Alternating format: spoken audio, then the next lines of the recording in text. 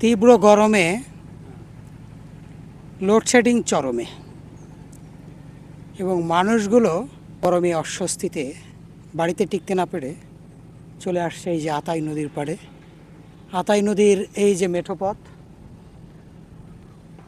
বাবলা গাছ, সারি সারি বাবলা গাছ এবং অফুরন্ত বাতাস,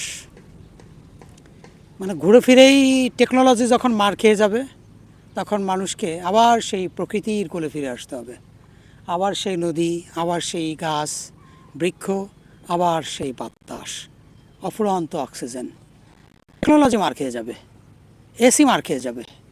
সুতরাং আপনাকে সার্ভার জন্যে আপনার প্রাকৃতিক যে নিয়মাবলী, সেই নিয়মাবলীতে ফিরে আসতে হবে। আপনাকে প্রচুর পরিশ্রম করতে হবে।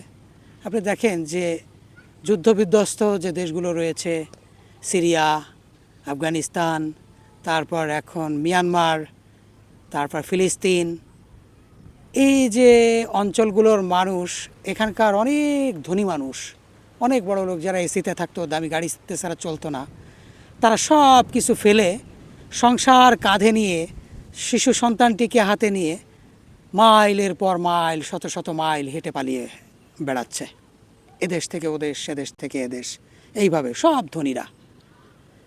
সুতরাং যতই অর্থ থাকুক না কেন, যখন টেকনোলজি, আপনার টাকা অচল হয়ে যাবে, আপনার টেকনোলজি অচল হয়ে যাবে, আপনার গাড়িটা অচল হয়ে যাবে, আপনার মিল কলকারখানা, ফ্যাক্টরি বন্ধ হয়ে যাবে, সেটা যুদ্ধে হোক, প্রাকৃতিক দুর্যোগে হোক, অথবা যে কোনো উপায়ে হোক। আর যদি আপনার প্রতিষ্ঠান বন্ধ হয়ে যায়, আপনার ঋণগ্রস্ত হয়ে গেলেন, আপনার বাড়ি নিলামে উঠে যাবে, আপনার এসিটা বন্ধ হয়ে যাবে, বিদ্যুৎ বিল দিতে পারবেন না, আপনাকে আবার সেই তালের পাংখা নিয়ে আবার বাতাস শুরু করতে হবে।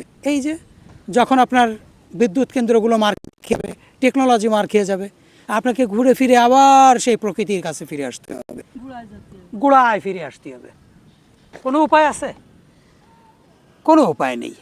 আইনস্টাইনকে তার ছাত্র জিজ্ঞেস করতেছে যে, স্যার আপনি তৃতীয় বিশ্বযুদ্ধ সম্পর্কে বলেন। তখন আইনস্টাইন বলতেছে যে, আমি তৃতীয় বিশ্বযুদ্ধ সম্পর্কে বলবো না, আমি বলবো চতুর্থ বিশ্বযুদ্ধ সম্পর্কে।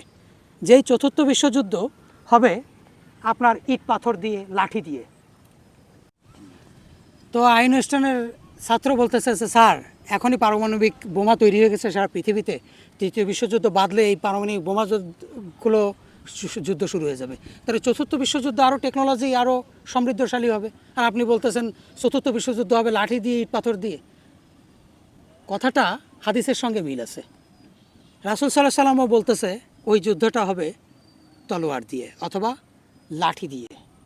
এটার সঙ্গে, বিজ্ঞানের সঙ্গে মিলে গেছে। তার কারণ আপনি যদি হিসাব করেন, আপনি হিসাবটা মিলাইতে পারবেন। আপনি দেখেন নাগাসাকি এবং জাপানের হিরোশিমা এবং নাগাসাকিতে যে নাপাম বোমা ফেলা হয়েছিল, তাতে জাপানের টেকনোলজি ধ্বংস হয়ে গেছিল। জাপানের টেকনোলজি ধ্বংস হয়ে গেছিল দুইটা নাপাম বোমায়। অথচ এখনকার এক বোমার থেকে তখনকার বোমাগুলো ছিল 20 গুণ, 30 গুণ, 50 গুণ অল্প ক্ষমতাশালী। টেকনোলজি ধ্বংস হয়ে গেল। জাপান সরকার তখন বিশ্বব্যাংক থেকে লোন আনলো, লোন এনে আবার নতুন করে টেকনোলজি ক্রয় করে নিয়ে আসলো। তার মানে এটা দাঁড়াচ্ছে যে এখন সারা পৃথিবীতে শুধুমাত্র রাশিয়ার কাছে যে পরিমাণ পারমাণবিক বোমা আছে তা দিয়ে পৃথিবীতে ধ্বংস করে দেওয়া সম্ভব। তাহলে পৃথিবীর অন্য অন্য যে দেশ আছে, আমেরিকা আছে, চীন আছে, এদের কাছে যে পরিমাণ পারমাণবিক বোমা আছে, এইটা দিয়ে পুরো পৃথিবীর টেকনোলজি যদি ধ্বংস করে দেওয়া হয়, ফাটিয়ে দিলেই সব পৃথিবীর টেকনোলজি ধ্বংস হয়ে যাবে। মানুষ আবার সেই ল্যাম্পোর যুগে ফিরে যাবে, ল্যাম্প, মোমবাতির যুগে। মানুষ আবার সেই চিঠির যুগে ফিরে যেতে হবে। আবার সেই টেকনোলজি, গাড়ি কিচ্ছু থাকবে না। আবার সেই মানুষ সাবেক জায়গায় ফিরে আসবে, পৃথিবীর সমস্ত টেকনোলজি শেষ হয়ে যাবে। আপনাকে আবার সেই শূন্য থেকে শুরু করতে হবে। আপনি এক থেকে শুরু করতে পারবেন না, আপনাকে শূন্য থেকে শুরু করতে হবে।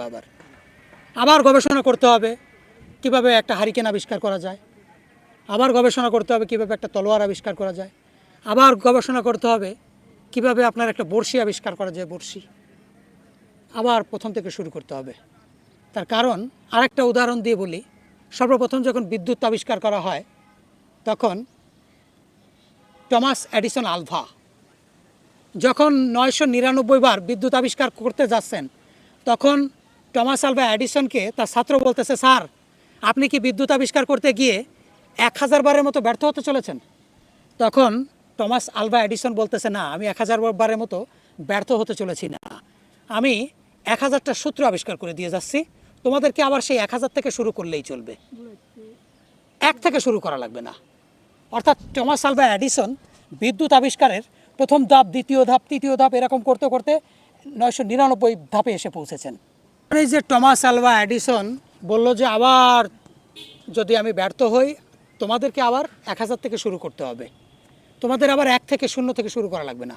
কিন্তু যদি পারমাণবিক বোমাগুলো যদি ফেটে যায়, সারা পৃথিবীর যত বোমা আছে, আপনাকে আবার 0 থেকে শুরু করতে হবে। আবার দেখা গেলো বিদ্যুৎ আবিষ্কার করতে করতে কয়েক হাজার বছর লেগে যাবে, আবার একটা গাড়ি আবিষ্কার করতে করতে কয়েক হাজার বছর লেগে যাবে, আবার মোবাইল আবিষ্কার করতে করতে কয়েক হাজার বছর লেগে যাবে, মানুষ আবার সেই গোড়ায় ফিরে যাবে।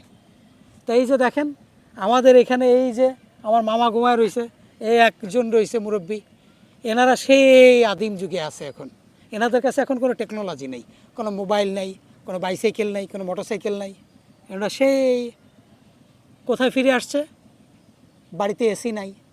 যাদের বাড়ি এসি আছে ঢাকার শহরে, তারা, আপনারা ঢাকার শহরে যেহেতু গাছ নাই, আপনারা আদিম যুগে ইচ্ছা করলে আপাতত ফিরে আসতে পারতেছেন না, কারণ আপনারা এই যে নদী, এই যে প্রকৃতি, এই যে বৃক্ষ।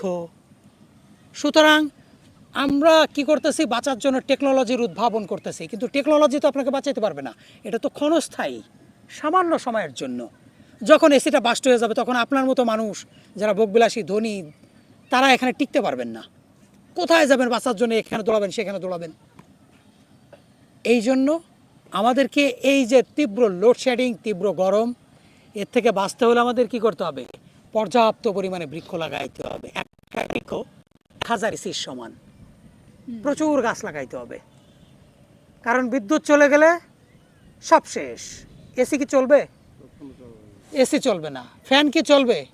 ফ্যান চলবে না। তাহলে কি করতে হবে? আমাদের গোড়ায় ফিরে আসতে হবে আবার। এই জন্যে গোড়ায় ফিরে আসতে হবে। এই জন্য বলতেছি আপনারা গাছ লাগান, প্রচুর পরিমাণে গাছ লাগাইতে হবে। নদী দূষণ বন্ধ করতে হবে, আমাদের গাছ লাগাইতে হবে, বৃক্ষ, আমাদের আবার গোড়ায় ফিরে যেতে হবে। এই জন্য আমরা এই যে বামনডাঙ্গার বিলের 2 পাড় দিয়ে যে আমরা তালের গাছ লাগাইতেছি, এই তালের গাছ লাগাইতে হবে। বৃক্ষের পিছনে প্রচুর বিনিয়োগ করতে হবে। এবছর বৃক্ষের পিছনে কেউ বিনিয়োগকারী নাই, গত বছর প্রচুর বিনিয়োগকারী ছিল। আপনারা আবার সেই গোড়ায় ফিরে আসেন, আবার গোড়ায় ফিরে আসতে হবে আমাদের। এই জন্যে সর্বোপরি একটাই কথা, টেকনোলজির পিছনে দৌড়ে আপনি সাময়িক শান্তি পাবেন, কিন্তু আপনি যদি বাস্তবতার পিছনে দৌড়ান, সেটা হবে একেবারেই একটা স্থায়ী সমাধান, এবং এই স্থায়ী সমাধান আপনাকে বাঁচাতে পারবে। টেকনোলজি আপনার জন্য সাময়িক। ধন্যবাদ।